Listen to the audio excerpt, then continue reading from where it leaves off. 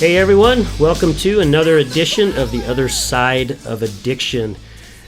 This episode is brought to you by our platinum sponsor, Matter Behavioral at 265 State Street in Mount Pleasant. So, Matter, thank you for believing in us and believing in our cause and for coming in as our platinum sponsor.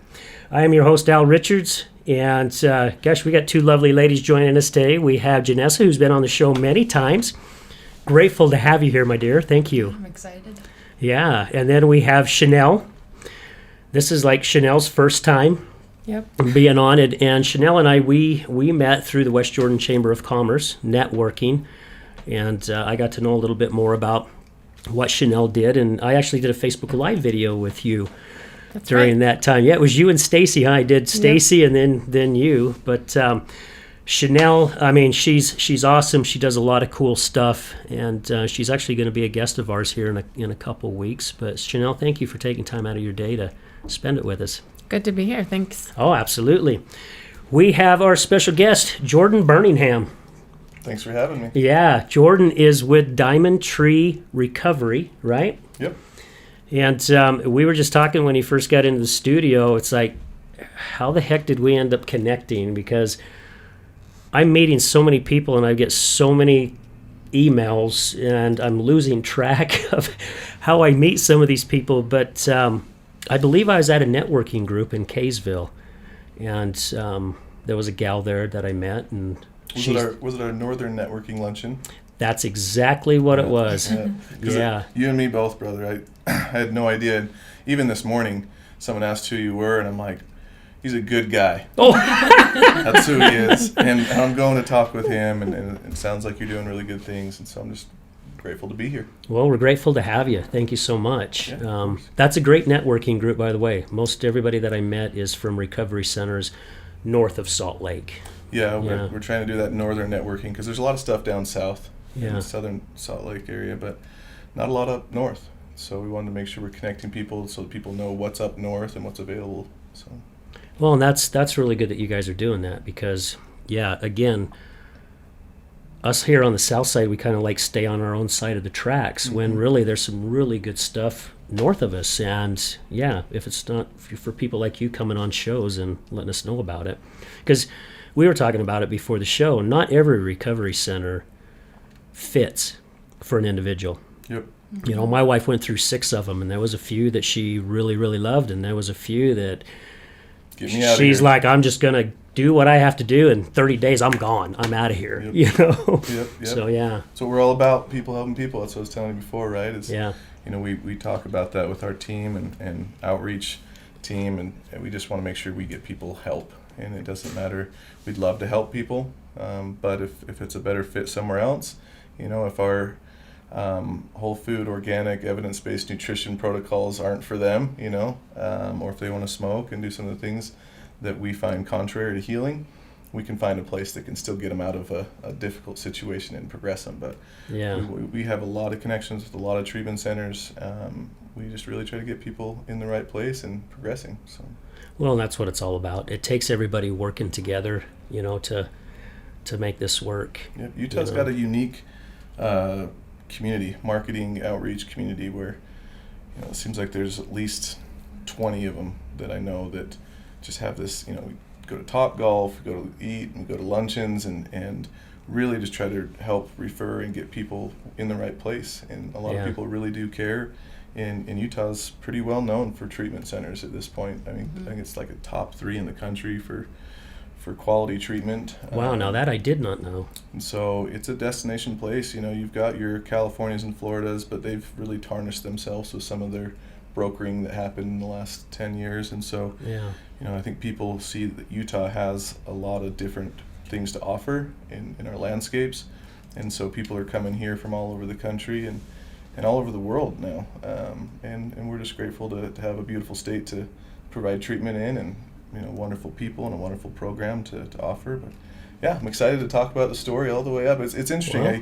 I teach group still in our treatment center on Wednesdays, our psych ed group. I got my SEDC at the U, so I'm a counselor. And So I still like to do that to connect with the clients and patients. And yesterday I just did this whole, like I was up in the morning and I mean, love to see like, this is the whiteboard after I was done, just talking about Diamond Tree and like how I ended up where I was. And then I asked on here today to say the same story. I'm like, oh, well, I got a whole class I just did yesterday. So that works out quite nicely. Yeah, it's still fresh in the mind.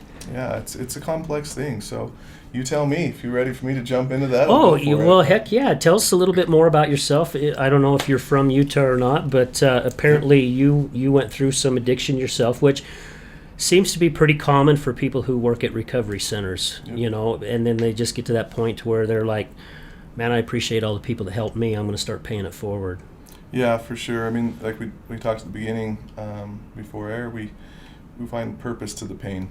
And we want to help people find that purpose to that pain because, you know, a lot of us, I think that's kind of what life's about, is going through our trials and our challenges and then finding ways that we can give back after we've conquered that challenge and help others through it. You know, isn't it a Tim McGraw song or something like that? Turn around and help the next one in line or something, right? So I think that's life. You know, when you're doing it right, is helping others and you know, conquering your challenges and growing and doing the best you can to help people along the way, you know. So I love it. That's what I've tried to do, and it was a challenge. You know, I was born and raised in Bountiful, Utah, and good family, and you know, felt like I had all the right opportunities, and you know, but addiction has no limits on who it wants to go after. That's right? true. Yeah. So let me give you this list. This is all the things that I feel like affected me and were causes to why I got to where I got. Okay. It's really interesting. Yeah, let's hear it. Because some of these topics, I'd love to talk to Janelle from Matter. If she's a brain person, I'm a nerd to all nerd get out on brain science. I love it. I'm making a note right here to connect you with Janie or Whitney, because Whitney has followed in her footsteps. Yeah. Perfect. Because when you talked about all the notebooks, I mean, that's me to a T. You know, whether it's you know, inventions or brain, you know, addiction stuff. I just love, you know, when I get those sparks and ideas and just break it down and go into it. So, but for me, genetics, as we know, most of us know, play a role in it. And that can come, it's really cool. Have you guys seen the studies at the U about how trauma and stuff's passed down, you know, in epigenetic stuff, which is pretty cool to learn about. And then there's reward deficiency syndrome. If you don't know what it is, check it out, research it. It's I think the next wave of, you know, doing genetic tests to find out if people do have reward deficiencies, different neurotransmitters are deficient, you know, whether it's dopamine or serotonin, GABA, and there's DNA tests that will show you these days. So people need to know about that, and we should probably do that, some more preventative stuff. Yeah. But I definitely had some of that.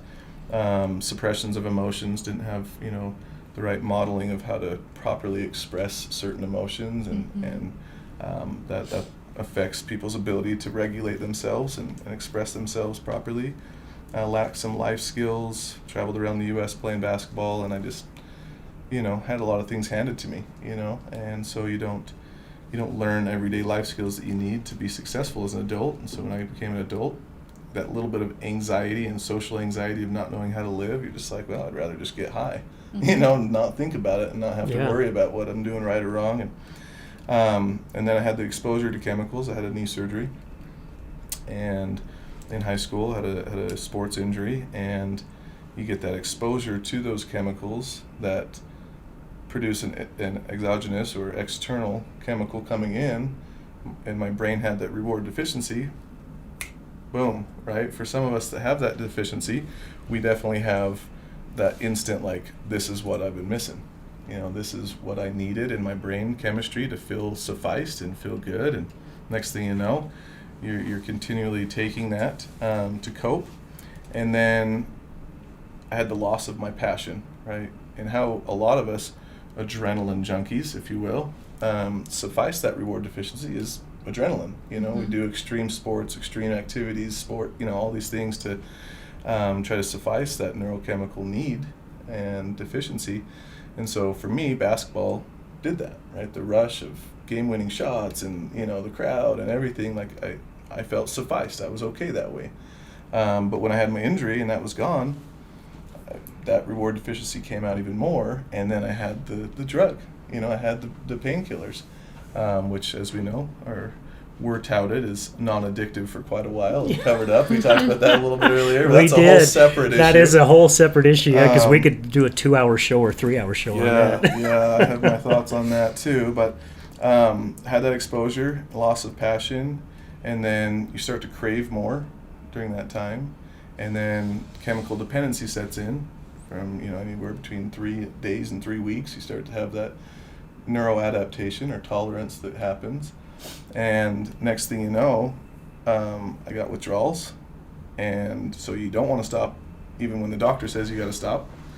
And what do? I was working. I had a business just out of high school when I was 18, landscaping business, and hired about 7 of my friends and ran a house and rented it out, and was pretty successful at a young age, but I needed those painkillers to keep up with the work.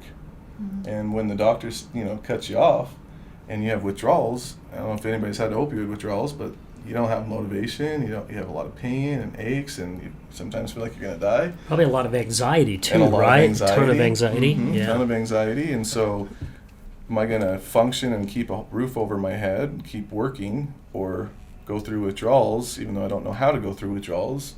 Your brain's like, you need the drug, so get it.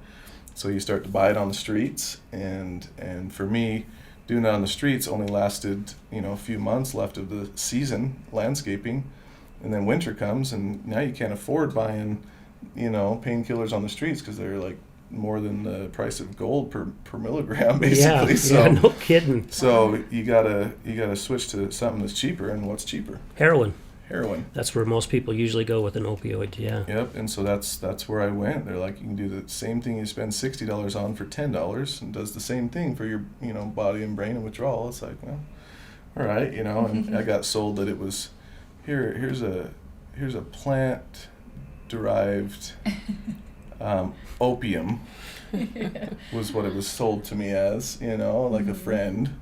And I'm like, okay, it's plant, like I was smoking marijuana at the time, and I was Makes me feel better. Yeah. I was like, oh, this is just a plant, all right. It's no good, problem. yeah. This is natural, it's fine. And then like 2 weeks later, like, bro, that's heroin, right? I'm like, huh. Well, this is a problem, and I was obviously frustrated at that friend, but I was there, I was done, I was in it, and so that was the journey that started that path. And man, talking about intervention stuff, my family, because once I knew I was doing heroin, I had a good enough head on my shoulders still to know, like, that's not good. Yeah. This is not what I should be doing right now. And so I really wanted to be able to get off, so I started seeing a counselor, and started Suboxone, and noticed pretty quickly, and I still have noticed when people get on Suboxone, it lasts maybe 3 months on average, that they can use that and feel okay, and it keeps them stabilized. And so, but it damages the gut a little bit, and it can have some other issues that you don't feel good anymore after a while. Neuroadaptation happens again, intolerance, and more, and it's more addictive than heroin by design. Yeah. And so, and it's time and place, don't get me wrong, it's a miracle drug to get people off of IV usage on the street and stuff, but it should be short term. But anyways, another 2-hour topic there. But, for me, I started doing that, and then family had an intervention because I started using heroin again when I couldn't, when I didn't want to use the Suboxone, which I think a lot of people do. Yeah. And my parents had to kick me out, bless their hearts, and put some boundaries in place, which was good. And how old were you at this time, Jordan? So I was about 19. Still about 19 years old. Yep. Okay. And so even though it's the hardest thing parents can do is kind of write their child off to, we can't make it comfortable for you to use and enable this. And that's what it's all about. And I think that was one of the topics you wanted to get to today is like, how do people, and what point did I need to stop and change and do something different? And I love talking about this because I'm passionate about not having people hit rock bottom. I want to call it something else, because rock bottom to me is 6 feet under, and that's happening way too often. Yeah, quite a bit. But there is definitely a point where it needs to be less comfortable using than what it takes to get on the other side. So there does need to be some discomfort or motivation for change. So things need to not be comfortable, but just telling people, well, they need to hit rock bottom, just let them hit rock bottom and go from there. It's I had a therapist tell me, they're like, if there was a rock bottom, why are there so many homeless? Yeah, exactly. It's they're just like, not. it's not, I don't know, and I'm curious to what your definition is, because I'm like, it's not rock bottom, but there has to be that level of discomfort. Yep. It's like that never-ending bottom, because people would say that with my wife when she was in the depth of her addiction. Well, she hasn't hit her rock bottom yet. And I'm like, well, what the hell is it then? Yeah. I mean, I've kicked her out. She's lived on the streets. She's come were knocking saying- on my door begging for food, and her hair's all messed up with pine needles in it because she slept underneath a frickin' pine tree. I mean, what's rock bottom? Like you were saying, Jordan, is it a time when she's in a casket 6 feet under, or when is it? Yeah, so, in my opinion, you need to keep those guide rails to keep it not enabled. You're not making it more comfortable to use, right? If you're giving them money, food, a comfortable place to stay while they're using, that's not helpful, right? But then letting them know that they're loved, and giving them opportunities and guiding them to treatment, and giving them opportunities like when you're ready, when you're willing, when it gets uncomfortable enough for you while you're using, here's some options to get better. And that's really what you can do. But rock bottom is a scary thing to me, because too many people are dying, from addiction and overdose stuff, and Rock suicide. bottom's too late. Yep, rock bottom's too That's late. a good point. Exactly. Yeah, good point, Janessa. So for me, I had to have those boundaries put in place, not enable it, and then losing job, losing money, grinding down the streets, homeless, and then an intervention where family had to say, okay, now we can't even have you around nieces and nephews. And that's in my brain, something clicked. It's like, man, I'm not a dangerous person, but you can't even have me around kids that's a big deal to me, to think that's what my family thinks of me. And so that was when I was willing to accept the help and accept treatment. Wow. Still at 19. Yep. And so, it was early on. I was able to get into treatment. Went to Cold Creek. Grateful for that opportunity. And about 2 to 3 weeks in, once I had my head cleared a little bit, I had a seizure. Couldn't sleep. I mean, it was rough, but I think I'm stubborn enough. I needed a pretty good shake-up in there, literally and figuratively. But I started wanting to open my own place and help people once I knew how easy it was to fall into that depth, how hard it was to get out, and I knew there was other people that needed help. I started designing and thinking about schooling, and went to school, and I met someone just a year ago. She was like, oh, you were in my class at the U. You were drawing diamonds. I remember watching you draw diamonds on your sheet. I'm like, dude, and I'm like, yeah, I had the dream, and now it's come to fruition, and it's beautiful. I love it. It's the hardest thing I've ever done, for sure. Very taxing, having inpatient, 24-hour facilities. We've got a detox facility, standalone, and then the residential that has the full continuum, 24-hour, and then we have a sober living. And man, it's a lot of work, especially during COVID, to try to keep up with weekly changes in policies. Yeah, I can imagine. Goodness, and our programming has to adapt, every week to accommodate and stuff. So, but luckily, what better to combat COVID than optimal nutrition and lifestyle and clean air and clean water and all the things we do there. Yeah. So we were lucky that way to really keep our patients well and help them know that they're about the best place they could be. And there's not a whole lot going on out there, so you might as well be healing in here, right? You know what amazes me, Jordan, is I think you're the second person that's been a guest on our show that basically did it the first time. You had your intervention with the family. You decided you're going to go out and get help, and the light bulbs were already going off in the direction where you wanted to go. We had Dave DeRocher on the show, and he told his story, and he's the executive director out there at the Other Side Academy. And one thing that he doesn't accept is when he hears other recovery places say that you're gonna fall off the wagon. It's gonna happen. And he's like, we're just giving them an excuse to do it, because then when they do it, they go, well, They was told us expected. Right. we were expecting sure. it, so you might as well accept it because it's going to happen. Yeah. He doesn't believe in that, Yeah. and I see his point on it. Yeah, for You sure. know, The but- relapse is a part of addiction, is what people say a lot, Yeah, and it does set up the excuse. When it happens, if it happens, yeah, we know it's common, and it is difficult to figure it out on your first time around. And I wouldn't say my first. I did outpatient. I don't know if that counts, but I guess that Yeah. was my first inpatient. I was able to get things on track, and but I did. I drank and slipped back into unhealthy behavior and unhealthy coping after that inpatient, but pretty quickly figured out again that those things can lead you back into the same depths of addiction, just because it's not your drug of choice, right? yeah. And so that's a whole nother 2-hour thing too for me, because recovery versus sobriety is so different to me, Oh yeah. right? And sober from what, right? Because I hear people say that they're in recovery and they're sober, but I'm like, you are drinking boatloads of Diet Coke, cigarettes or nicotine, sugar, Yeah. like you are addicted That's- to all kinds of stuff. But Yeah.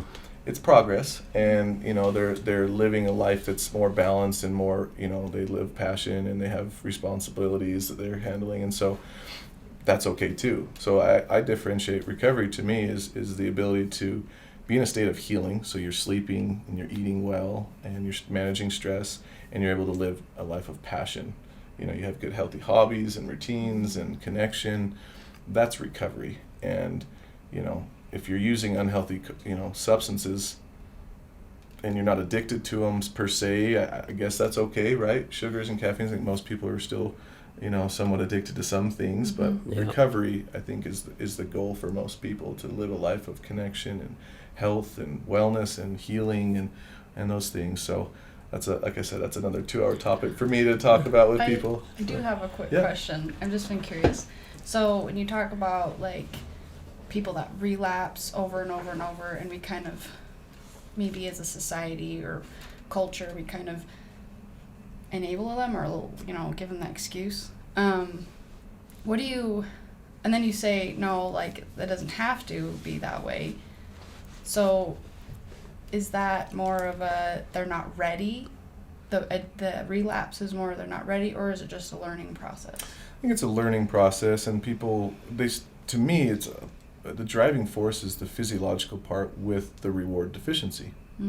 So if you don't have the right nutrition, amino acids that build the neurotransmitters you need to feel sufficed and content, and you're not doing the right excitatory activities or passion or exercise and things to release those chemicals, you need both to really suffice that reward deficiency, then you're going to have cravings and you're going to want to seek something to suffice it.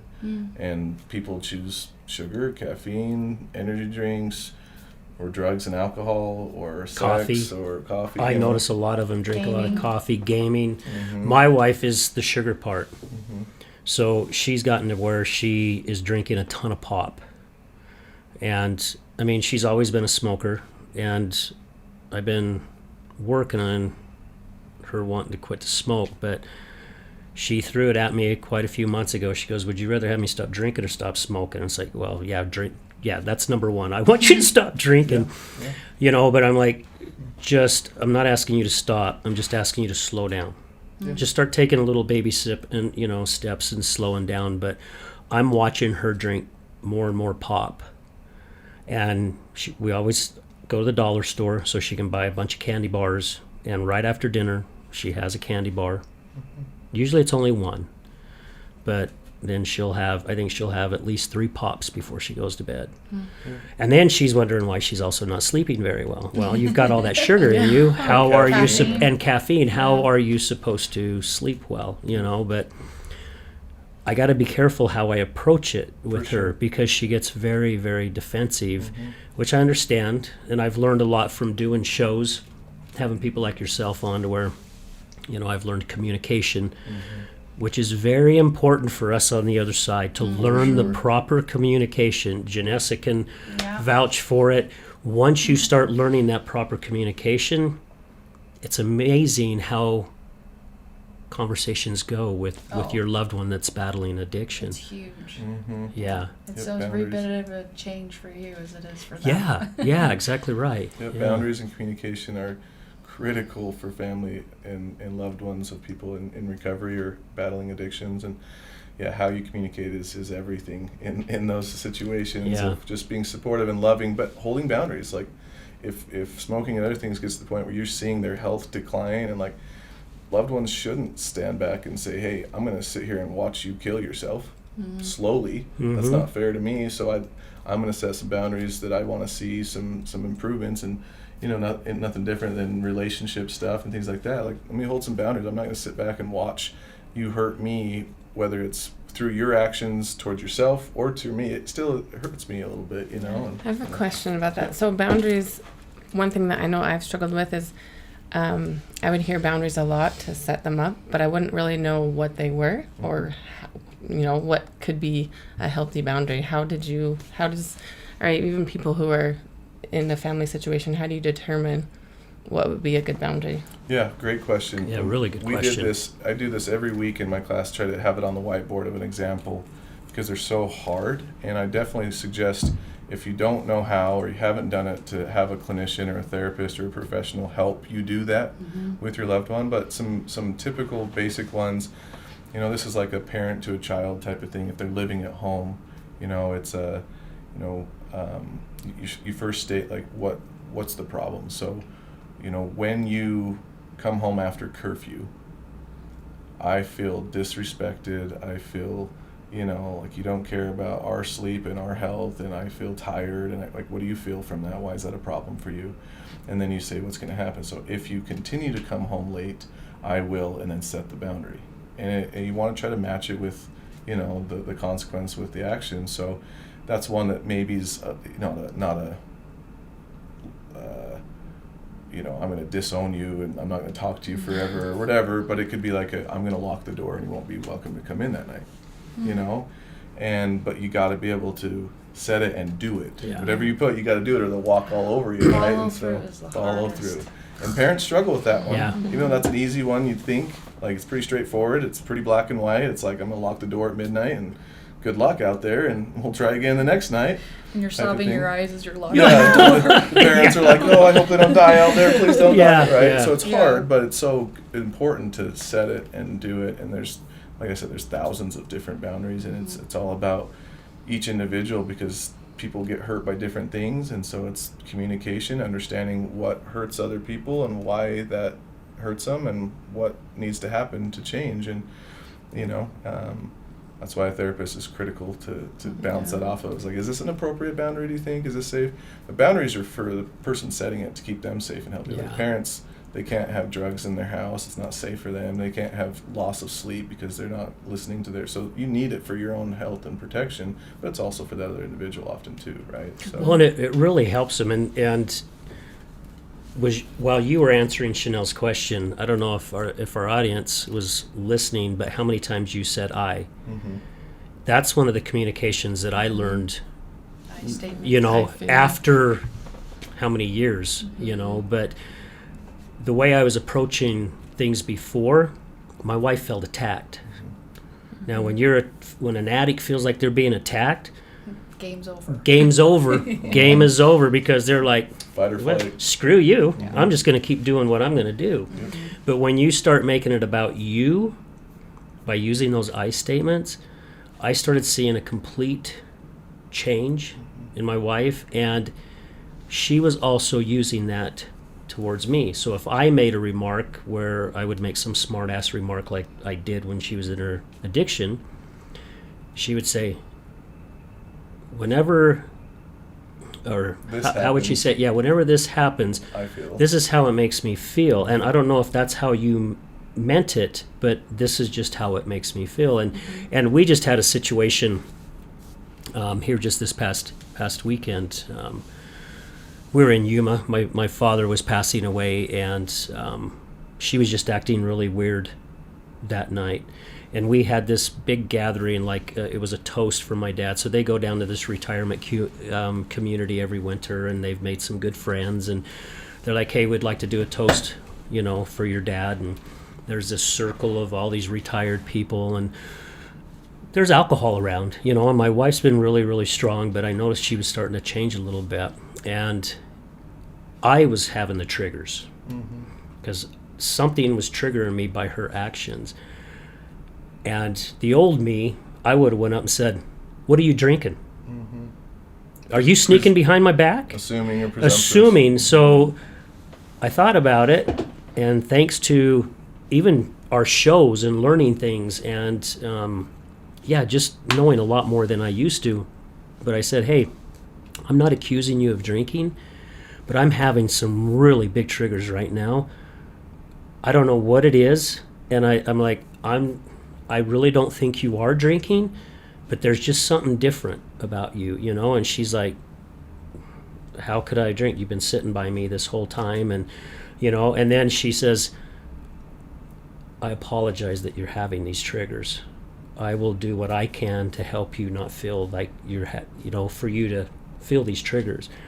So that communication was big for us. That's such a bonding experience right there. Yeah. I mean, for her to validate your feelings and try to help with that, because she knows she's played a part in that, but you also not attacking and assuming probably helped her a little bit. And so I bet for you guys' relationship, you just took another step up. It's just another stepping stone in the healing of all these years of, abuse and addiction. So, yeah. It really Super breaks important. those walls down, and we really can't argue with the I statements. I mean, that's true. How can they be like, "Oh, you don't feel that way"? Yep. I mean, I guess they can, but it eliminates a lot of those. Yep. And so makes it go so much better. I think that relates to what you said when you were explaining some of the things you experienced, why you turned to heroin drugs, is that you weren't able to express yourself. And I feel like one thing that I've definitely learned is teaching children to be able to say, I feel. Like you had to learn that skill in your marriage, like later. Sometimes we have to learn these things later we don't understand. But being more open, especially with men, because boys grow up, they're like, you got to be tough, don't feel. Yeah. And oftentimes they're doing it to please and because they feel like that's what they need to do to make everybody happy. So. Yep. And I did some research when I was at the U, one of my senior projects, trying to figure out the dynamics of addiction and how family mealtime affects it. When I was doing some research with addiction, I kept seeing family mealtime. I was like, what is this about? Like, why is this such a topic here? I know it's important in other aspects of, life, but come to find out, a lot of it was the expression. And so I really recommend to families and parents to have that time. When you have family mealtime, first of all, usually you're having some healthier cooked meals, which is important, right? But just the emotional regulation, to have everybody share. We do best and worst in our family. People do like pits and peaks and, like struggles and successes, whatever words you want to use. But everybody gets to share like what was the hardest thing about today and what was the best part about today.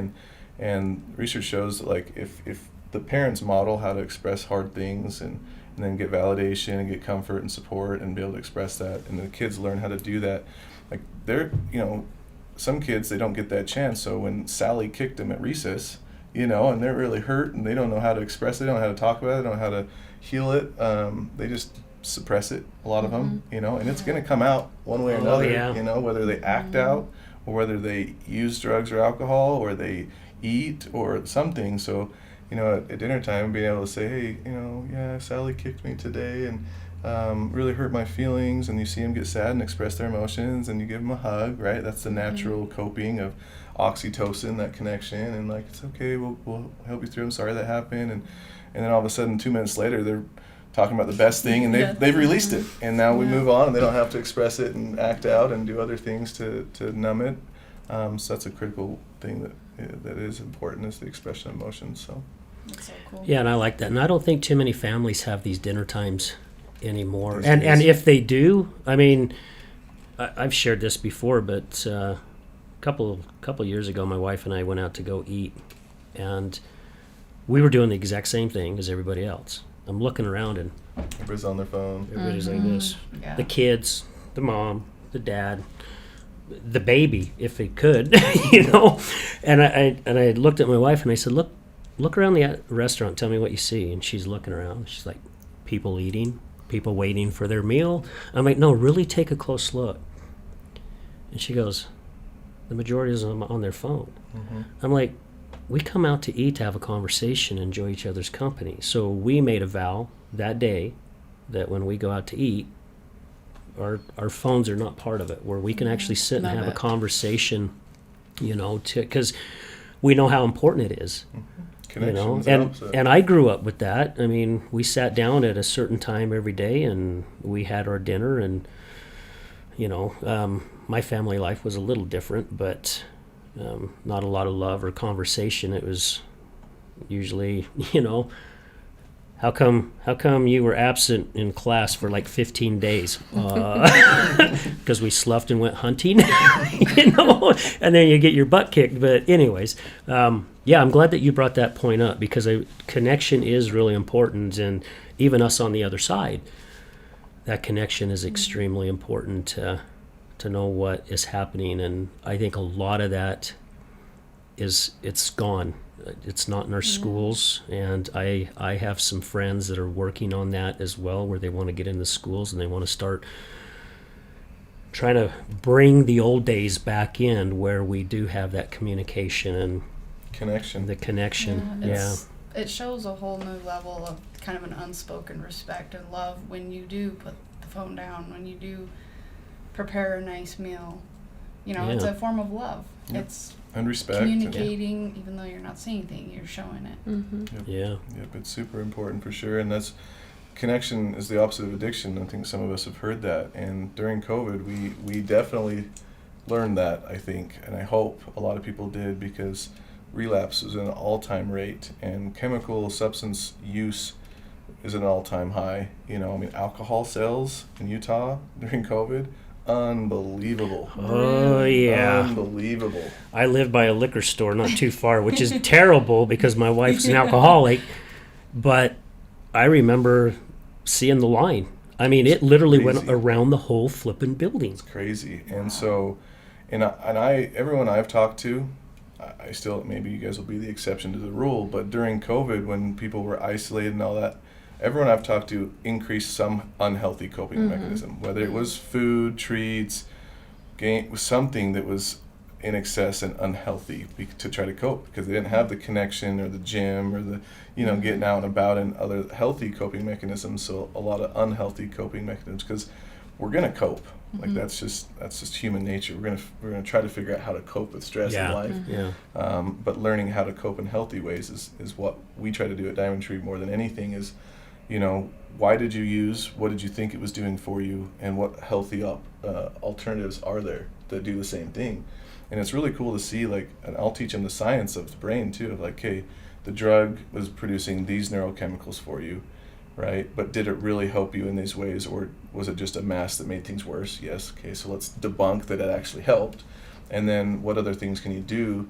Connect with people, go to the gym. Okay, the gym's producing these endorphins and these serotonin, and if you're accomplishing goals at the gym, it's dopamine, and then, family connections, you get oxytocin, like all those neurochemicals. I asked the patients yesterday, I was like, how do you feel after eating this way at Diamond Tree for 2 to 3 weeks? Amazing. Energy, right? Okay, so you don't need all the stimulants and caffeine. No. Okay. How do you feel after going to the gym? Amazing. Right? Okay, right? So it's like you could feel amazing with food and exercise. Great. Like that connection in their brain. Now their brain knows, like, I can cope and feel amazing with their words, specific, verbatim. And that's just critical. I think that people know how to cope in healthy ways for sure. And I think people naturally will take the easiest road.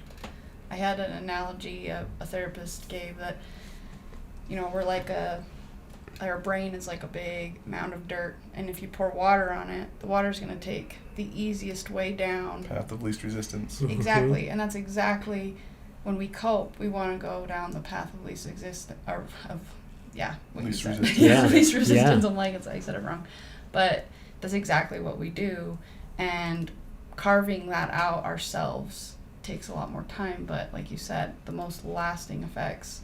You feel amazing. You don't have to take all the, the drugs and the sugar and all that. So Yeah, I'm glad you brought that up, because one of my favorite topics is this, and helping people understand it's choose your heart. I talk to our patients all the time. Choose your heart. So we talk about the life of coping with drugs and alcohol, right? Is that easy? No, right? Like, you're sick, you're tired when you're trying to buy a drug deal, and waiting for your dealer for hours, withdrawals, sickness, like that shit's hard, right? Yeah. But you cope in healthier ways. Is it hard? Yeah, right? There's a little more delayed gratification. You have to time manage well. You have to go to the, exercise a little bit. So it can be hard, right? But choose your hard. This way, you're building yourself up. You're healing. You're getting better, right? And having more capacity to do more things, more energy, more, this way you're slowly dying and getting worse and less healthy and breaking your body down. So do you want to build yourself up or break yourself down? They're both, choose your hard. Yeah. Because both are hard. Yeah. Choose the way, how are you going to cope? Yeah. Healthy coping or unhealthy coping, you choose. They're both hard, but one of them builds you up and one of them breaks you down. And then that usually clicks a light 100%. bulb on for them to makes sense. That I like it. when I learned that was such a hard lesson for me. But when I the way I learned it was, I remember I was left with this decision: divorce your husband or you stay and work it out. And both of them, I was like, oh, I'm just gonna leave it. Divorce.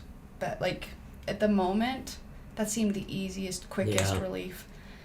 But then as I started doing all the math and, oh, I have to get a job and I have to take care of my kids by myself and we have to work out this and all, the list just started stacking. And then I looked at the other side and I'm like, it's worth trying this hard.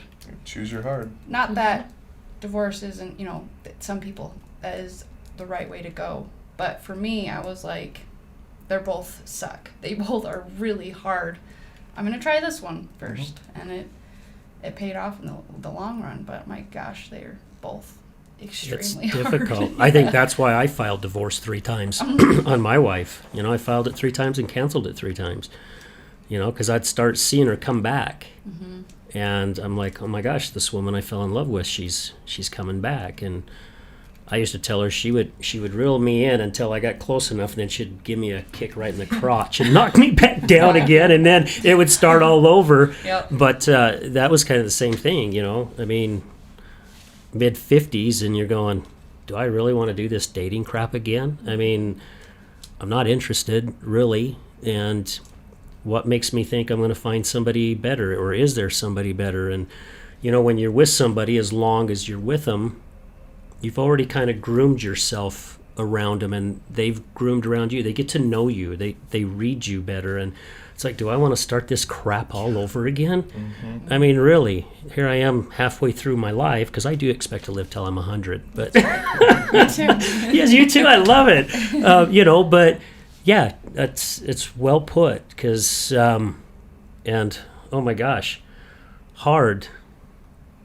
And Janessa can vouch for it because I know her story as well, but it's frickin' tough. Yep, choose your hard. Choose your hard, but choose what it's worth, And yeah, there's people who are in abusive relationships and addiction relationships that are abusive, and yeah, man, I don't blame you. I'm not saying just what Janessa and I did is a fit for everyone, because it's not, because your situation is different, but. Yeah, either way you go, you're gonna pay for it. If there's See that a professional. right? Let them tell you, is this healthy enough to continue in, or is this something I should probably put some boundaries up in and or end, But 100%. yeah, it's important, and a monogamous relationship like that is hard work and a lot of sacrifice and compromise, but it is a beautiful thing if you do it right. Oh yeah, it's an admirable thing for sure. But if you can. Do it, and especially with people and loved ones of people in addiction, knowing through sickness or health, right? That is a sickness. And so that is one of those things, if you understand the disease of addiction, you can be a little more patient and a little more intelligent on how to help them through that sickness. Yeah. And put boundaries in place to not let yourself go down with it, because addiction will take the loved ones down. It took me down. I mean, I thought about killing myself. I was on my way home from a chamber event, and I'm like, I'm going to go home and get my pistol and head up in the mountains. I'm done. Yeah, it's hard. Because I cannot come home to this shit anymore. There's just no way I'm going to do it anymore. And a lot of you guys know my story. Luckily, I got a phone call, and that phone call saved my life, because I saw the picture of my 2 daughters and my 3 grandkids on my screenshot of the phone, and yeah, I just busted down ball. I was crying so hard I had to pull over because I couldn't see the road, But yeah, it's a tough one. We talk about it in our program with the tree philosophy. We have a lot of different tree philosophies with Diamond Tree, but it's the soil that you're living in. If it's an unhealthy soil at home or your family, and you come to treatment, that's where you got sick, is in that dynamic and in that lifestyle, those routines, that stress, whatever it is. We have really clean, clear, healthy soil in our program. Our support, the nutrition, the lifestyle, the habits, the education.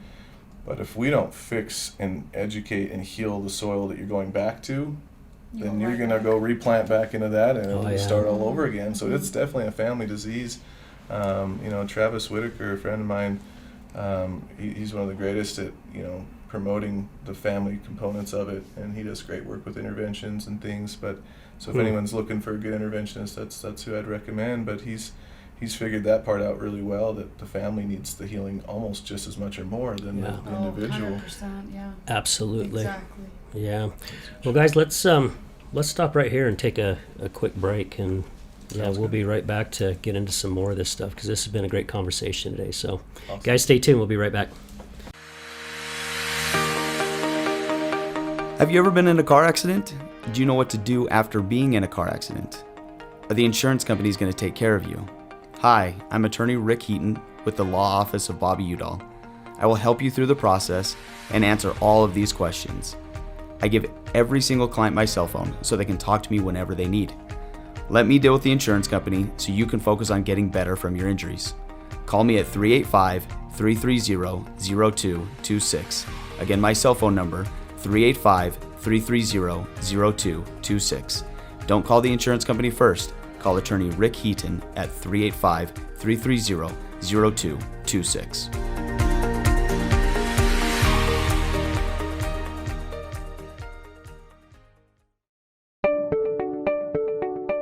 This is Gregory, owner of Lift Up Concrete, proudly serving the Wasatch Front for the last 12 years, lifting sunken flat work for both residential and commercial applications. Only fully trained professionals lifting concrete at your residence with the same quality of material and method used at every commercial job we ever do. Don't replace it, lift it.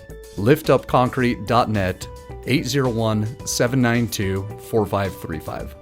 Contact us at liftupconcrete.net, or if you're looking for a complimentary quote, 801-792-4535. Again, 801-792-4535. Again, this is Gregory, Lift Up Concrete Lifting.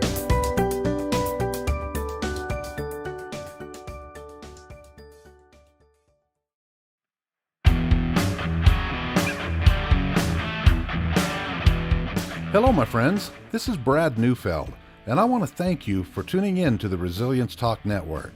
You can listen to my show, Resilience, every morning, Monday through Friday at 8 a.m. Mountain Standard Time.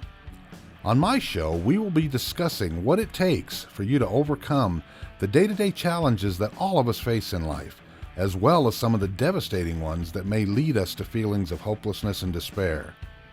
It's my goal to provide you with the tools and skills that you need to overcome anything that is thrown your way. To find out more about my show, visit our website at www.resiliencetalk.com. That's www.resiliencetalk.com. And as always, until we meet again, go for everything that you want in life and make it happen.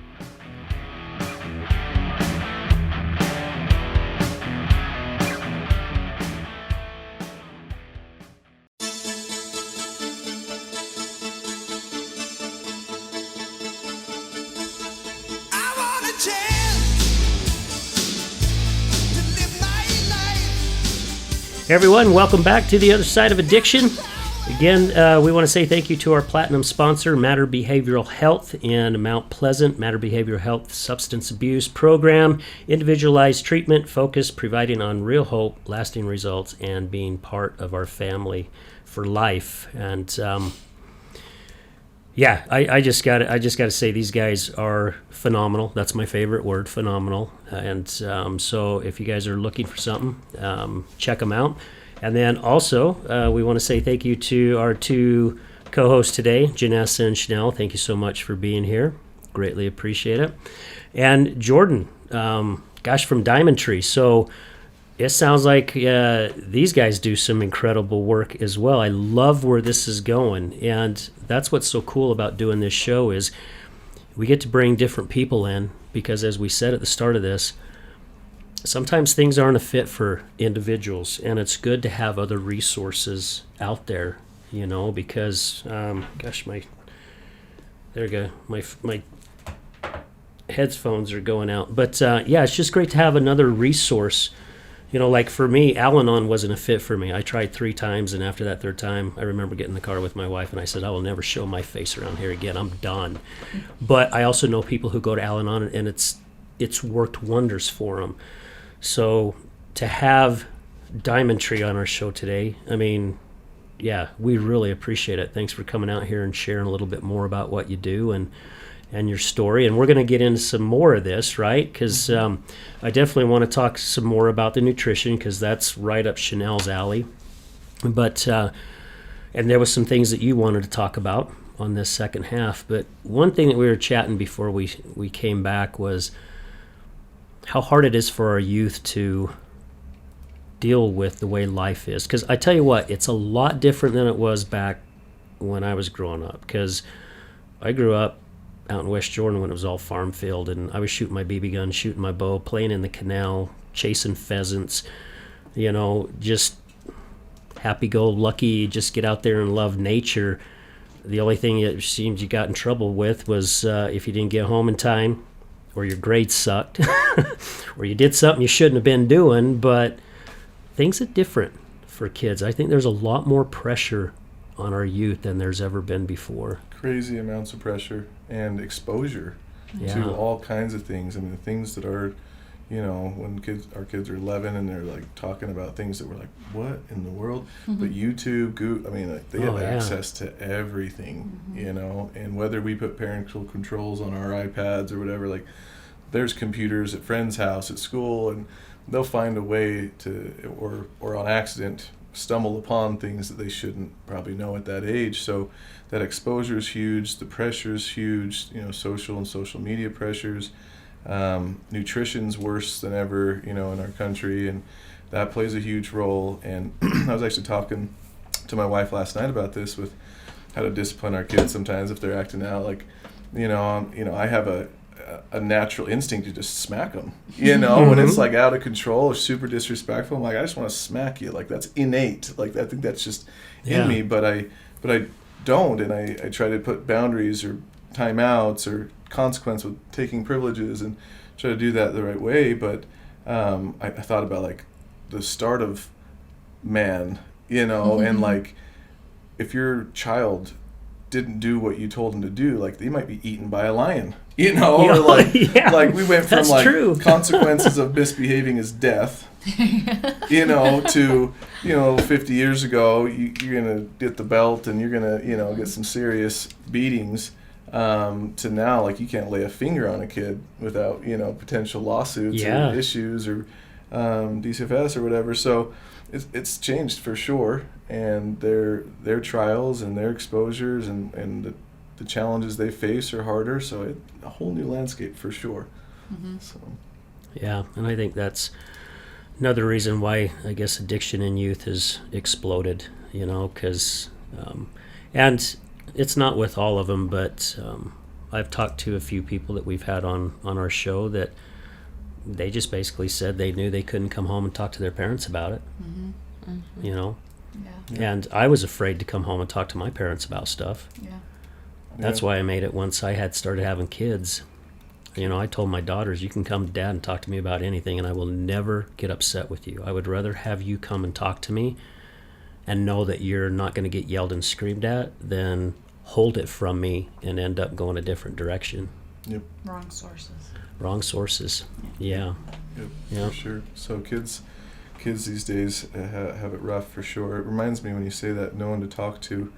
When I was counseling at Youth County Services, man, that story just still breaks my heart. This kid, he was from West Valley, and that's where most of the kids were coming from, and different world there, right? It is a different, the Rose Park, West Valley, it's its own thing here in Utah. People just don't even know the challenges in that area. but he didn't really have any mentors. Parents were on drugs, and he had this one good friend, and he wouldn't open up to the other therapists, clinicians, and they're just like, hey, maybe he'll connect with you. And so they gave me this client. I'm just this new freshie in there, and but he could tell that I cared, and I related to him on some things, and he started to open up, and found out the weekend before his best friend got shot in the head. Oh, jeez. And I'm like thinking, I don't see that on the news, like people just don't even know these areas are having this criminal activity, but it gets pretty well brushed under the rug. And so important for these kids to have mentors and have people they can talk to and process through this and connect in healthy ways and healthy hobbies. And speaking of the connection being opposite of addiction, you guys know the Johann Hari philosophy? It's a TED Talk, really good. It shows how, I think it was like 20 years ago or so, they had a bunch of like rats or mice, can't remember, in a study. Now I know who you're talking about. Yeah. And the cocaine water, and how most of them died from getting addicted to it. And they're like, well, that's addiction. You get exposed and you get addicted and you can die.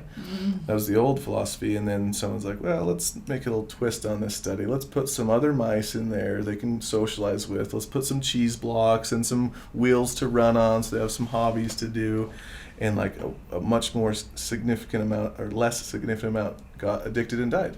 It was like a 70% reduction or something. Yeah. Don't quote me on that number, but it was high though. It was high. And so that connection and passion and all that stuff is so critical to keeping people. Again, I think it's the reward deficiency and connection that are so under recognized in the treatment world.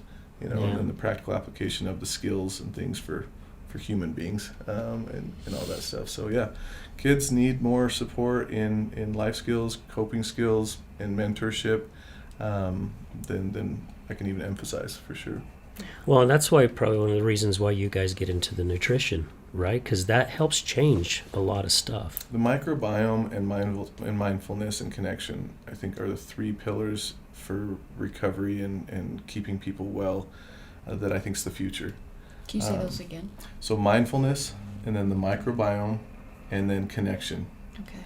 So those three things, if they have those things established and taught, and they know how to support their microbiome, because it has like 70% of your production of your neurochemicals, your feel-good neurochemicals, and your immune system, and how you break down food and everything.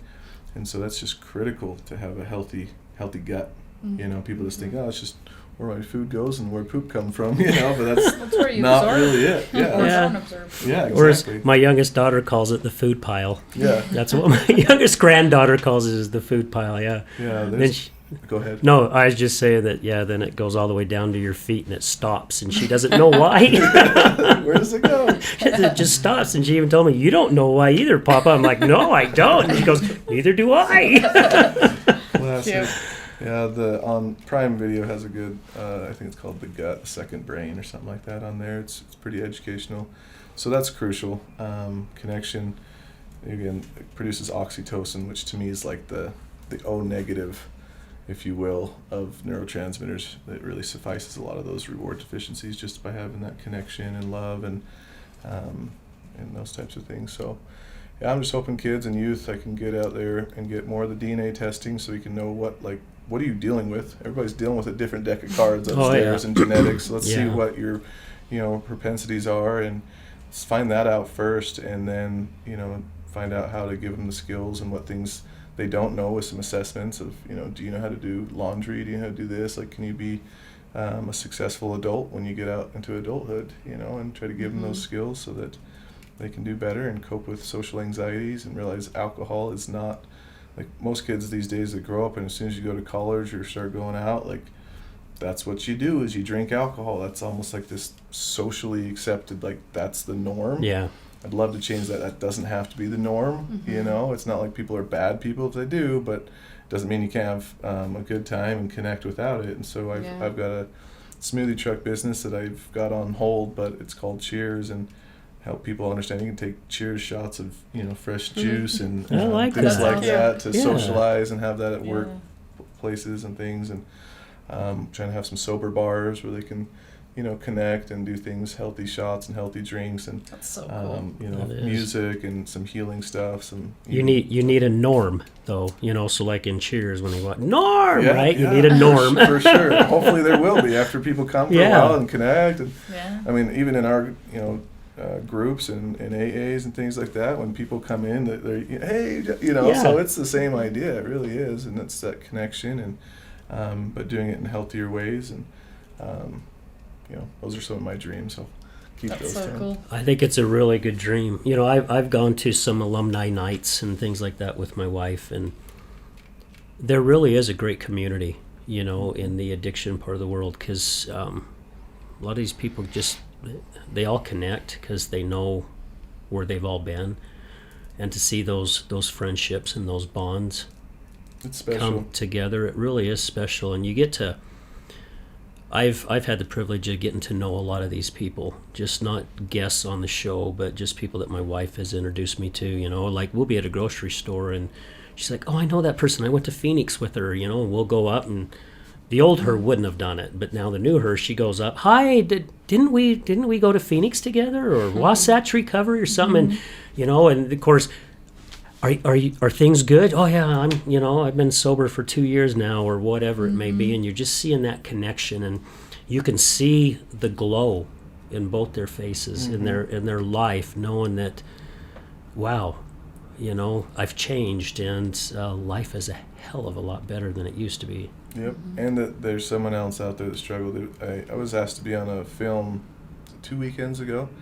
So I was down in Provo, and they were doing a little film thing, and they asked some of us that are in recovery to be in this film, and we sat in a circle, and they're setting up all the stuff, and you could tell all of us, like, we're a little socially awkward. I have a social anxiety. I feel like I'm just an odd duck somewhat, and my mom told me weird is wonderful, so I stuck with that. But, I love that. I do too. But we were sitting there kind of awkward for the first 15 minutes, and then as soon as we got to just, cameras were rolling and we got to just have a group kind of, just like we would in an AA or a support group, we just all started connecting, and within 15 minutes after that, like, we bonded. Oh yeah. Like-minded, similar struggles, we get it, we need each other, we need people, we need to reach out for help, we need to connect, and like by the end of it you could tell all of us were like good friends almost. Like you could tell we had a good bond and connection. Didn't shake hands, we barely even knew each other's name, but within 15 minutes of that, just sharing our similar experiences, it creates that bond, like we're not alone. And I love it. It's so powerful. It is really powerful, and that's one of the reasons too I like to go to AA meetings with my wife, because I don't know how many times I've heard people get up there and go, they're getting their chip, and they're like, got their 10-year chip or their 5-year chip, or even their 1 year, and they get up and start sharing their story, and they're like, yeah, I remember coming into AA for the first time and somebody getting their, 6-month chip, and you're going, yeah, yeah, right. How the hell did you get it? Because, and then here they are, they've reached that, and it's so cool to hear these stories, and my wife showed up at AA meetings drunk quite a few times, and they knew it, but she still got that support. They still put their arms around her and go, we're here if you need us. Yeah, You're always welcome. It's so powerful to know that somebody's been down that road and that there's that hope. 'Cause a lot of people, I feel like there's a shift in society where people are coming out more and talking and being more open. But I feel like even when my husband and I were, first off, it was like, don't tell anybody, don't talk about it. We got this. We can do it ourselves, And, but yeah, it was like, and I remember when we came out the first time and started telling people about it, we got so much crap from people being like, you can't share that. Yeah. Are you kidding me? And I was like, it's my story. Why not? Yeah, and the shame. but I'm glad it's changing. But It is. even, 6 years ago when my husband and I started, it's a big difference even 6 years ago to now, which I think is really awesome. I'm glad it's changing for sure. Yeah. Danette, who connected us, Yes. bless her heart, and she's given me permission fully. She wants it to be known. She actually went into treatment just this last month. Bless her heart, so proud of her. And she is sharing her story, wants other treatment providers that work in industry, like, if you slip, you know, like, we don't need it. Secrets keep you sick, you know. If you slip, just own it and go get some support. And so she's a great example of that, to just, you know, we don't need secrets to keep us sick. And I have other notepads of commercials I've created. Hopefully I can get them going soon, that, you know, ends that mental health, physical health dynamic. It's like when I worked at a physical therapy clinic, you know, everybody walk in, oh, hey Jim, hey Bob, you know, everybody just it's open and sharing, like, we all needed physical therapy, you know, but mental therapy is this hush hush, like, and I'd love to see places you walk into a mental therapy or office, you're like, hey Jim, hey Bob, you know, it's all good. Like, we need to work on our mental health just as much as our physical health. Oh, absolutely. Yeah. And so that's just a huge component that we want to make sure is changed and different, you know. Yeah. You're like, I go to therapy, and everyone's like, oh my god. Yeah. It needs to change, right? Weirdo. So, Like, no, who doesn't need a therapist, right? Well, and I think one of the reasons, Janessa, why it is changing is because there's a lot more podcasts out there that's talking about addiction. The recovery world is looking at it now going, hey, it needs to be shared. I mean, we had Darlene, she was the third episode that we had on when we first started this podcast, and she's from USARA. And she was sharing about her son's heroin addiction, you know, and I was the same way, probably just like you, where I didn't tell anybody. I held everything in because I didn't want people to judge my wife, and I didn't want to be judged. I kept it from family and from friends. And, you know, it's Darlene put it really, really well. She goes, if I went to my neighbors and told my neighbors and my family that my son had cancer, I would have support from everybody. They would all be knocking on my door. Dinners. You know, what can we do to help? But if I went around and told my neighbors my son is a heroin addict, she goes, no one's knocking on my door bringing me casseroles. They're locking you know? their doors. They're probably. locking their doors going, okay, you know, what can we do to get these guys out of the neighborhood? I mean, there's some, you know, and it's the way she said it was just so powerful to me, where it's time we get rid of this stigma, you know, and also to celebrate the days. You know, we had Jason on our show who battled a 2-decade porn addiction, you know, and he was getting ready to jump off of a bridge when he was in a different city on a business trip. And then he started realizing, gosh, I went 2 days. And then, you know, then he realized he went 7 days. And then maybe he slipped and went back to 1 day, but he started counting the days forward. And so I think it's very important that we do that. And I've shared many times on the show that, you know, when my wife went a year sober before, and she's gone 3 months sober and a month sober, and I remember when she fell off the wagon after 13 months sober, I went and bought this really nice chip for her, and I took that sucker away. Took it away. I said, you don't deserve it. Not knowing. And when I told a buddy, when he showed me his 5-year chip, and I told him that story that I took, I thought that guy was going to punch me right between the frickin' eyes. And I mean, literally, he was pissed. Mm-hmm. He says, you don't ever take a chip away because you have no idea what it takes to get to there. Right. You earned it, if you know. Yeah, and that's what he said. That's what he said. And again, Chip of hope. You're like, I've done it before. I it can is. do it again. Yeah, it's like LeBron winning a championship, and the next year he loses, and they take the last year's away. Like, hey. Yeah, exactly, like, right? oh, Yeah, I like that. Yeah, that's a good analogy on how to looking at it. But yeah, good for her. I'm glad that she's sharing it. And we had a gal on the show. Of course, hasn't come out yet, but she was here as a guest last week. But you know, she has 2 sons that are battling addiction. And I remember when I was talking to her, letting her know I wasn't going to be in the studio that day, but she first said, I don't want my sons mentioned. And I said, hey, it's your show. You can use family member or a friend, whatever, however you want to do it. Well, she decided, enough of this hush-hush.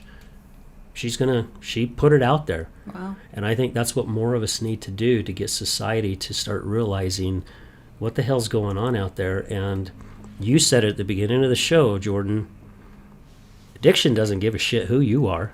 You could be rich, poor, black, white, middle class, yellow, black, brown. white. Yeah, it doesn't matter. It doesn't care if you came from another country, you're from America. I mean, it affects people all around the world. And there's nothing wrong with the ones that are battling these addictions. Because I tell you what, any one of us sitting here in this room right here, well, you've already been there, but we could have fallen into that same thing with things that's happened in our life. If you have the wrong social surroundings and the wrong situation, the wrong amount of stress, and the inability to cope with that stress, and then the chemical is accessible, and then your brain tries it. Someone offers you a drink of alcohol during a stressful time. You have that drink, your brain says, oh, that got me out of fight or flight, my stress mode, that worked. It makes a loop in the brain, truly, the hippocampus to remember it, frontal lobe plan to get it again, and then you do it again, and all of a sudden it's just hardwired. That's addiction is addiction. So when you talked about the pornography and everything else, like, it's all a dopamine-driven cycle. Yeah. So anything that gives you that dopamine to cope with stress, and your brain thinks that's the answer, it starts to loop that harder and harder. And Pleasure Unwoven, that film, if you've seen that, it talks about it using the landscape in southern Utah as like an example of the brain. It's really interesting. But addiction is addiction. And when people understand that, they're a lot more compassionate to people, because it is a sickness. It is a hijacking of the brain and decision-making. It's a decision-making disease. And so, I had to really get on our clinicians a couple of years ago, because somebody like snuck in some nicotine gum or, things like that, like they're making some bad decisions, and they wanted to just kick them out.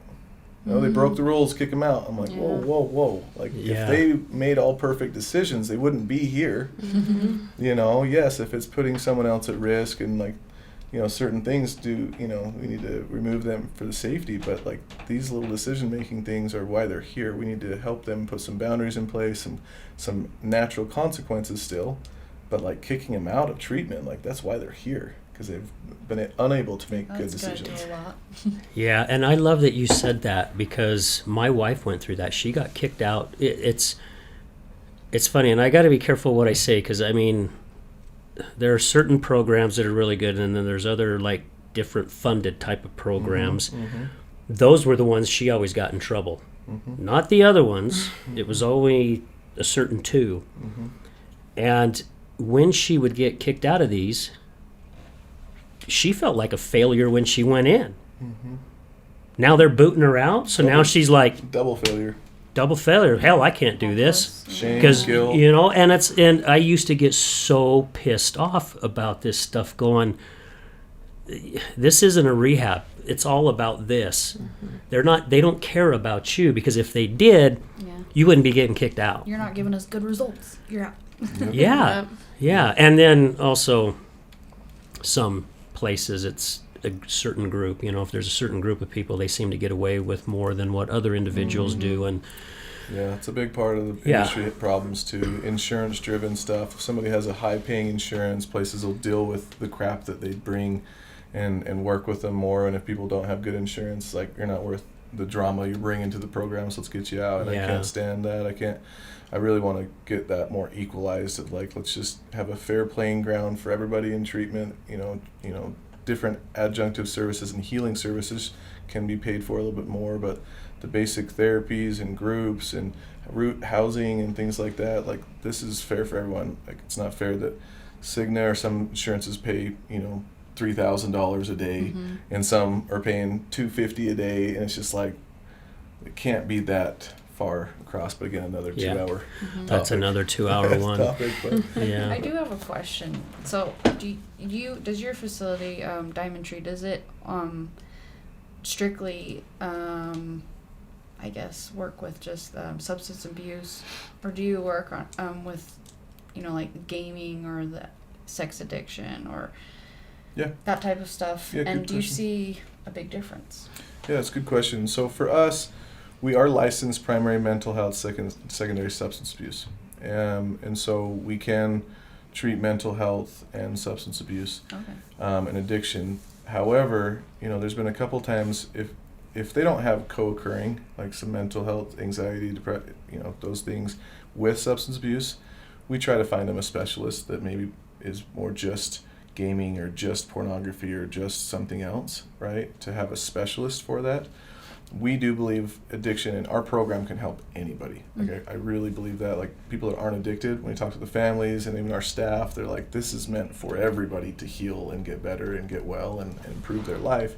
But that being said, sometimes it's better to have a specialist. But like people that have some substance abuse issues and eating disorders, right? We'll a couple times we'll take that in and see how we do, and often they do really, really well because they're not often binge and purging off of our whole food, organic food. That's not common that they do that with that. And so after a couple weeks, they feel like we're not treating their eating disorder, and then they realize like, well, maybe I'm making it a bigger deal than like I just need to eat healthy food and I don't have as much of an issue as I thought I did, and like there all of a sudden like light bulb comes on, like I can just have a healthy lifestyle and not have this disorder, and so but like I said, if there's a specialist needed and it's not a good fit, we do a good screening process. We have more screenings than I think anybody does. That's so cool. To get people in the right place. And like you said, we're about people helping people. If it's not a good fit, if they're not into the healing aspects of it, then we can send them somewhere else. But Diamond Detox, because we have two different entities there, Diamond Detox, or detox program, is more flexible. We do allow smoking and things. We want to get them progress, get them stable out of the streets and heroin and things that are going to maybe kill you now. Let's get you safe now, and what's going to kill you later we'll address later. The cigarettes and the foods and the things like that. So we want to be able to help other treatment centers that aren't as strict with nutrition and healing and microbiome and all the evidence-based nutrition, organic foods. So we can get people, and then if they find a reason to go to another facility because they don't want to have the optimal nutrition, we can get them back to another facility and just help them get in the right direction. That's cool. It's amazing how much nutrition really can help, and I really like that you guys do that, because when I pulled up your website and saw nutrition on there, I think you're the only one that I know of so far that brings nutrition into it.